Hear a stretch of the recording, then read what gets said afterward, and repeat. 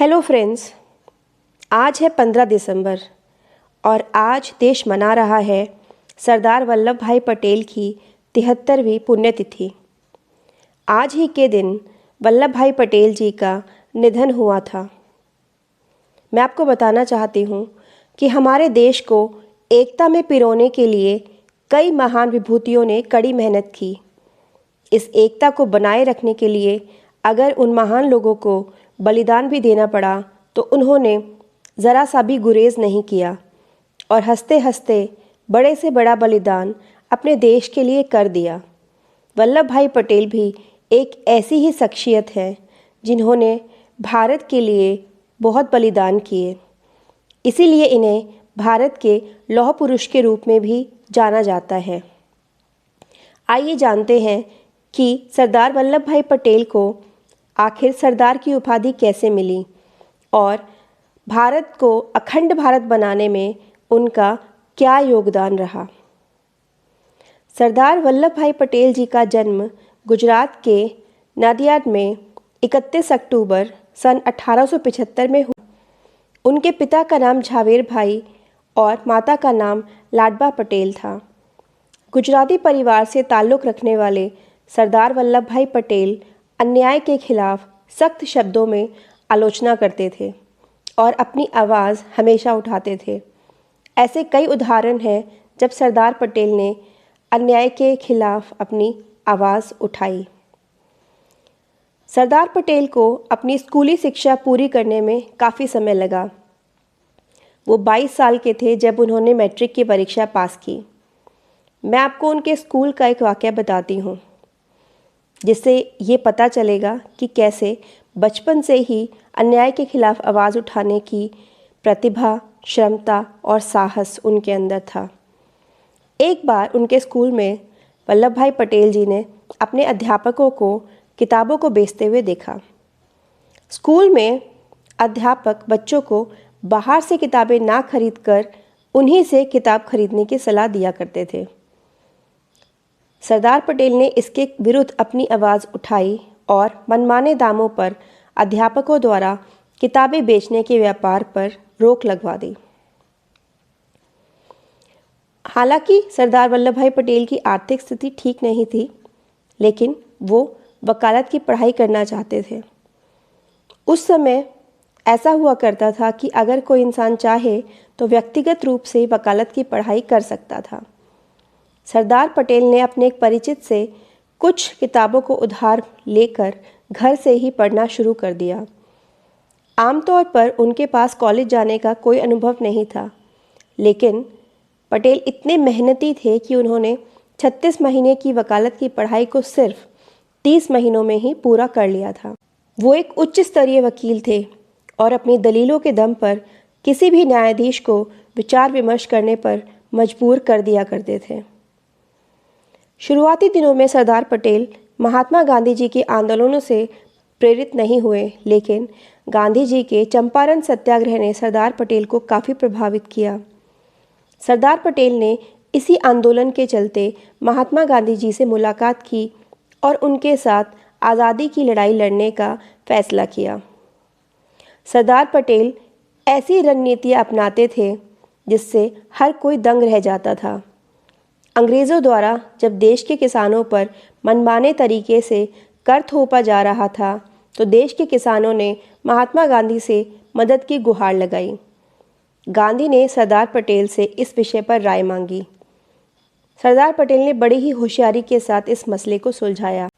जिस भी दिन अंग्रेज़ किसी किसान के यहाँ पर ज़मीन को हड़पने आते थे, उसी दिन सरदार पटेल उस किसान को कुछ दिन के लिए गांव से बाहर भेज दिया करते थे।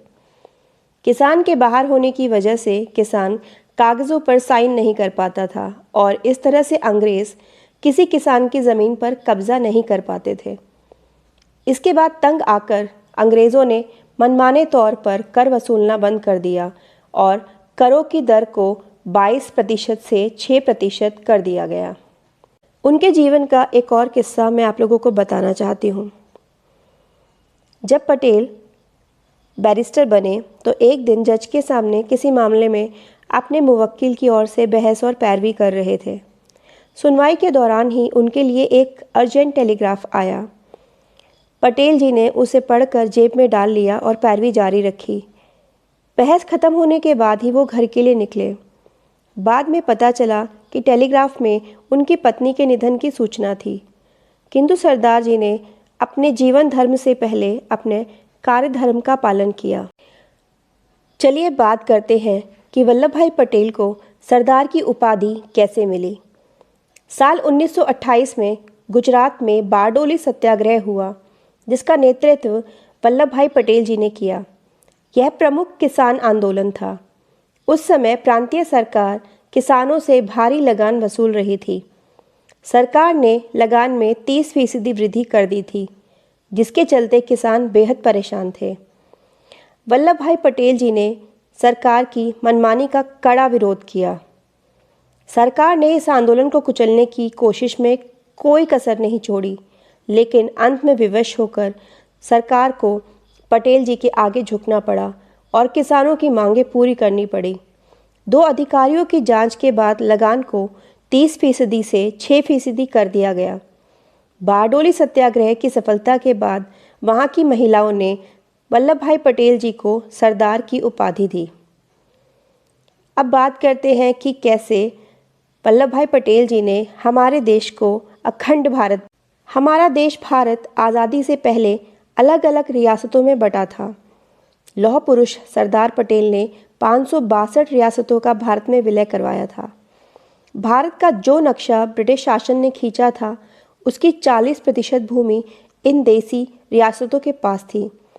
आज़ादी के पास इन रियासतों को भारत या पाकिस्तान में विलय या फिर स्वतंत्र रहने का विकल्प दिया गया। सरदार पटेल ने अपनी दूरदर्शिता, चतुराई और डिप्लोमेसी की बदौलत इन रियासतों का विलय भारत में करवाया। भारतीय संघ में रियासतों का विलय करवाने में वल्लभ भाई पटेल ने कभी कभी सख्ती से भी काम लिया। जब हैदराबाद का भारत में विलय कराना था, तो हैदराबाद का नवाब इसके लिए तैयार नहीं हो रहा था। वहाँ 2 गुटों में खूनी संघर्ष छिड़ा हुआ था। सरदार पटेल ने कहा कि हैदराबाद भारत के पेट में मौजूद कैंसर का रूप लेता जा रहा है, इसका इलाज करना होगा। पटेल ने कहा कि वहाँ सर्जिकल ऑपरेशन किया जाना चाहिए। मीटिंग में शामिल एक सेनाध्यक्ष जनरल रॉबर्ट बूचर इसके लिए तैयार नहीं थे। उन्होंने कहा कि यदि मेरी मर्जी के खिलाफ हैदराबाद में सैन्य कार्रवाई की गई तो मैं कल इस्तीफा दे दूं। जवाब में सरदार पटेल जी ने कहा कि बेशक आप आज ही इस्तीफा दे दीजिए, लेकिन कल हर हालत में हैदराबाद में सर्जिकल ऑपरेशन शुरू किया जाएगा। आखिरकार सैन्य हस्तक्षेप के बाद हैदराबाद का भारत में विलय करवाया जा सका, और ये सरदार जी के सख्त फैसले लेने की क्षमता का ही एक नमूना। सरदार वल्लभ भाई पटेल देश के पहले प्रधानमंत्री होते, लेकिन महात्मा गांधी जी की इच्छा का सम्मान करते हुए वो इस पद से पीछे हट गए और नेहरू जी देश के पहले प्रधानमंत्री बने। देश की स्वतंत्रता के पश्चात सरदार पटेल उप प्रधानमंत्री के साथ साथ गृह विभाग, सूचना तथा रियासत विभाग के मंत्री भी थे। सरदार पटेल जी का निधन 15 दिसंबर 1950 को हुआ था। सुबह के 3 बजे उन्हें हार्ट अटैक आया था। दरअसल महात्मा गांधी के हत्या के पश्चात से ही सरदार पटेल काफ़ी दुखी रहते थे। सरदार पटेल के निधन के 41 वर्ष बाद 1991 में भारत के सर्वोच्च राष्ट्रीय सम्मान भारत रत्न से उन्हें नवाजा गया। यह अवार्ड उनके पौत्र विपिन भाई पटेल ने स्वीकार किया। सरदार पटेल ने देश के लिए कितने बलिदान किए और कितनी ईमानदारी बरती, इस बात का पता इसी से चलता है कि उनके पास खुद का मकान भी नहीं था। वे अहमदाबाद में किराए के एक मकान में रहते थे। जब उनका निधन हुआ तो उस वक्त उनके बैंक के खाते में सिर्फ 260 रुपये मौजूद थे। भारत के ऐसे वीर सपूत को मेरा शत-शत नमन। जय भारत, जय हिंदुस्तान।